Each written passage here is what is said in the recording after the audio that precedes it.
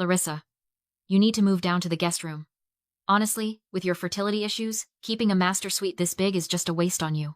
My younger sister, Lily, did not even look up as she said it.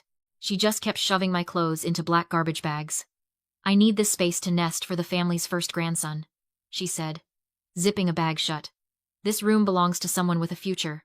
I stood in the doorway of the house I bought and paid for, watching her throw my life into the trash. I did not scream. I did not cry.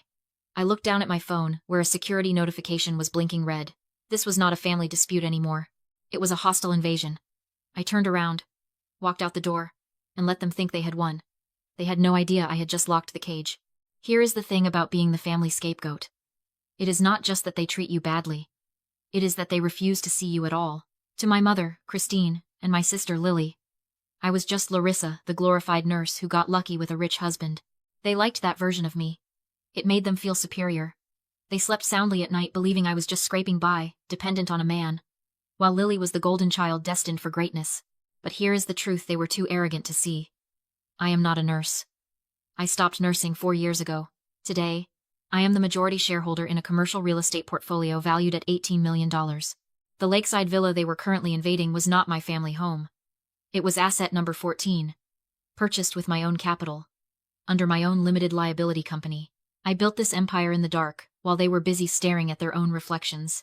You might ask why I let them treat me this way. Why I let them walk all over me for years. The answer is simple and expensive. Guilt. 5 years ago, my parents were drowning. My father had gambled away everything, including their retirement.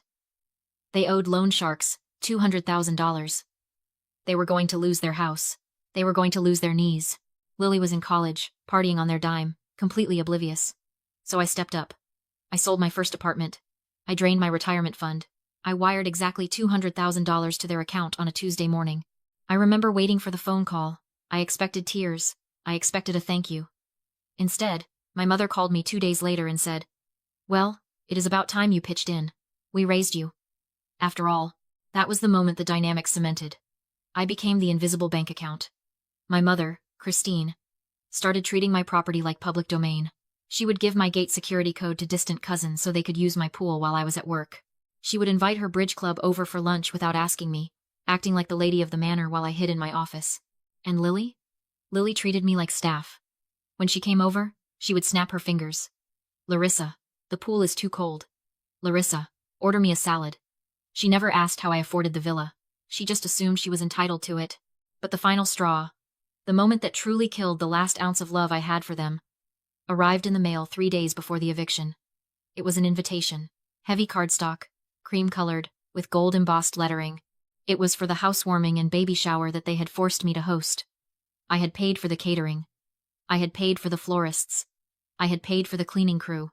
I looked at the text on the card, hosted by Christine and Lily. My name was nowhere. Not on the host line. Not on the RSVP line. They had erased me from my own house. They were throwing a party on my dime, in my living room. And they could not even bear to print my name on the paper. I stared at that card until the gold letters blurred. I realized then that I wasn't a daughter to them. I wasn't a sister. I was just a resource, to be mined, until I was empty. I looked at the trash bags filled with my clothes in the hallway. I looked at that invitation, and for the first time in my life, the guilt vanished. It was replaced by something cold, hard, and incredibly sharp. The weeks leading up to the eviction were a masterclass in audacity. My mother, Christine, did not just ask to use my house for the party. She demanded it. She sent me a spreadsheet titled Lily's Dream Shower. It included a 5-star caterer, a custom floral arch imported from Holland, and a live string quartet. The total came to $15,000. When I asked if they were contributing to the cost, my mother laughed. She said, "Larissa, you know Lily and her husband are saving for the baby. You have so much. Why are you being so stingy?" So I paid. I wired the money. I signed the checks. I did it because I was still addicted to the fantasy that if I was useful enough, they would finally love me. But here was the specific cruelty that broke me. After I paid for every single flower and every single bottle of champagne, I asked what time the planning meeting was. I wanted to help choose the colors. I wanted to be involved. Lily blocked me from the family group chat. She told my mother, "Larissa brings down the vibe. She is too intense. We just need her credit card, not her opinion." They banned me from the planning committee for a party happening in my own living room. They treated me like a ghost that wrote checks. My husband, Julian, found me in the guest room staring at the wall. Julian is an orthopedic surgeon. He spends his days fixing broken bones with hammers and screws. He has zero patience for emotional manipulation. He saw the invitation on the bed, the one where my name was missing. He saw the bags of my clothes in the hallway. His face went dark. He said, "This ends tonight. I am going down there. I am throwing them out. I am calling the police right now." He turned toward the door, ready to burn the whole thing down. A week ago, I would have let him. A week ago, I would have screamed and cried and begged them to treat me fairly, but something had shifted in my chest. The sadness was gone. It was replaced by cold, hard logic. "No," I said. My voice was so steady it surprised me. "Stop." Julian turned back, confused. "Larissa, they are stealing your house. They are treating you like garbage." "I know," I said. "But if we kick them out now, they win. They will play the victim. They will tell the whole family that I am the jealous, barren sister who kicked a pregnant woman out on the street. They will spin this so I look like the monster. We cannot just kick them out, Julian. We have to trap them." I stood up and walked over to him. I felt calm. Terrifyingly calm. "We need them to feel safe," I told him. "We need them to think they have won completely. We need to let them get arrogant, because when they get arrogant, they get sloppy. And when they get sloppy, they commit crimes." Julian looked at me. He saw the change in my eyes. He saw that the wife who used to cry after every phone call with her mother was dead. "What is the plan?" he asked. I looked at the invitation again. "They want to play house? Fine. Let's make them sign a lease." 3 days before the party, chaos arrived right on schedule. I walked into the kitchen to find my mother, Christine, screaming into her phone. The high-end catering company, the one she insisted on hiring because they served the governor's daughter, was packing up their equipment. "You cannot leave," she shrieked. "Do you know who I am? I am the organizer of this event." The head caterer didn't care who she was. He cared that her deposit check had bounced. He was instructing his team to load the cases of champagne back into the van. This was the moment. The chaos filter. Narcissists are terrifying when they are in control, but they are incredibly easy to manipulate when they are panicking. Christine was terrified of losing face. She would sign her soul away to keep those canapés on the tray. I stepped in. "Mom, what is going on?" "It's the bank," she lied, her face flushed. "A clerical error. They froze the funds." "Larissa, fix this. You have money. Write them a check. I can put the remaining $5,000 on my business card," I said calmly. "But the insurance company is on my back. Since this is a large event, they require the lead organizer to sign a venue liability waiver. They won't cover us unless the person in charge signs off on the property rules." I held out the clipboard. I watched her eyes snap to the words lead organizer printed in bold at the top. It was ego bait. She snatched the pen. "Here is the thing about parasites. Their arrogance blinds them." Christine didn't see a legal document. She saw validation. She saw a piece of paper that confirmed she was the queen of the castle. She signed her name with a flourish, ignoring the dense paragraphs of text above it. She didn't read Clause 4B, which explicitly defined the master suite as a commercial storage unit containing high-value inventory. She didn't read Clause 9C, which stated that unauthorized removal of assets from said unit constituted grand theft and burglary, waiving all rights to civil mediation. She just signed, handed the clipboard back to me, and snapped, "Now pay the man, Larissa. We have work to do." I paid the caterer. I took the clipboard. I walked down to the basement office and scanned the document into 3 different cloud servers.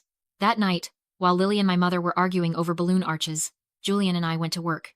We installed 4 ultra-high-definition cameras in the master suite, 1 hidden in the smoke detector, 1 in the bookshelf, and 2 covering the vanity. Then, I set the bait. It was my grandmother's vintage emerald necklace. It was appraised at $55,000. It was heavy, gaudy, and screamed old money. It was exactly the kind of thing Lily felt she deserved simply for existing. I placed it on the velvet display stand in the center of my vanity, right where the camera had a perfect angle. The trap was set.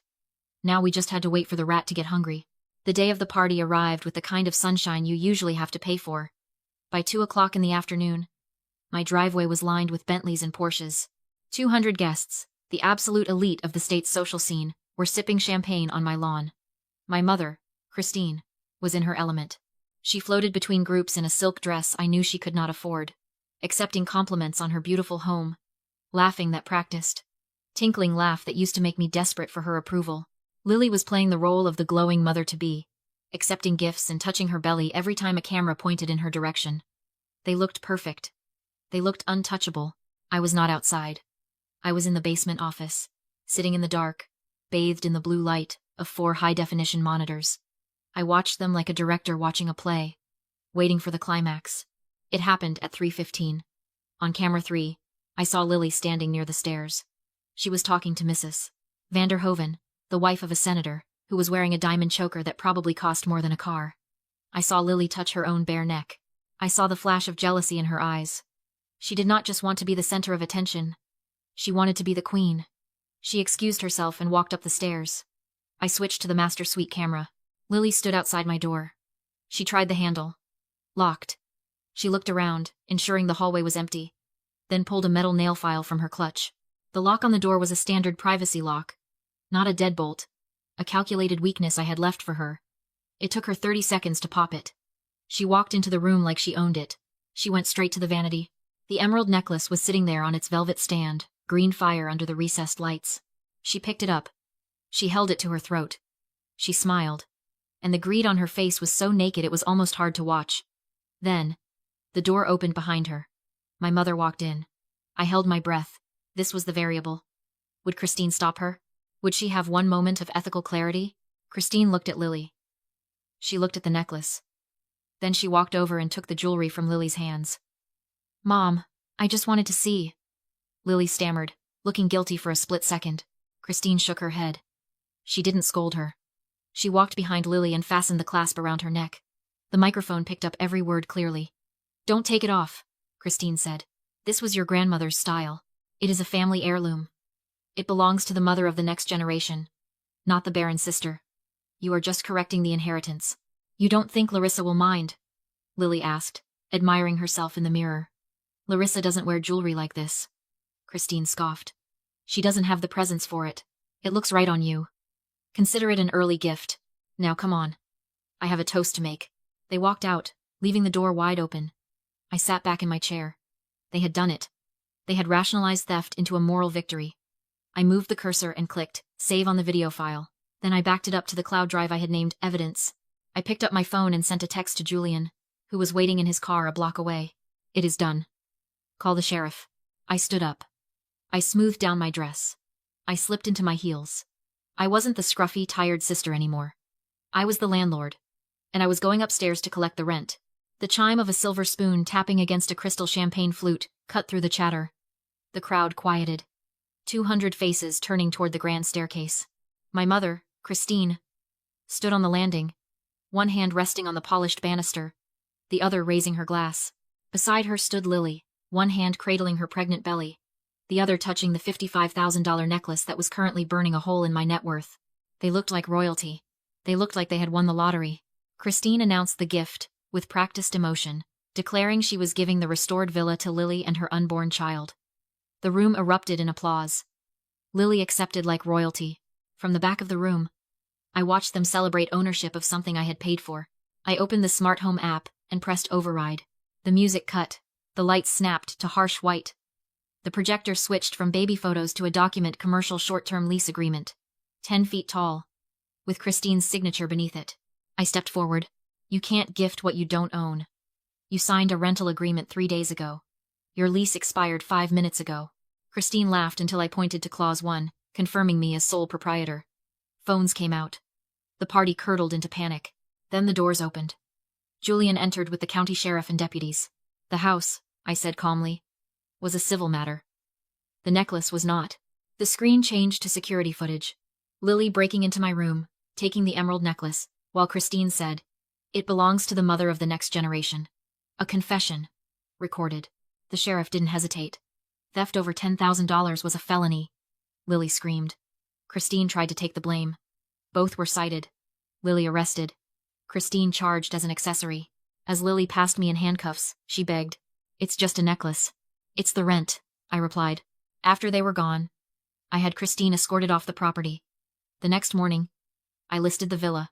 3 weeks later, I sold it for $2.8 million and reinvested the profit in Texas. Lily kept her record. Christine lost her reputation. I blocked my mother's number and drank my coffee. They wanted a legacy. I gave them one.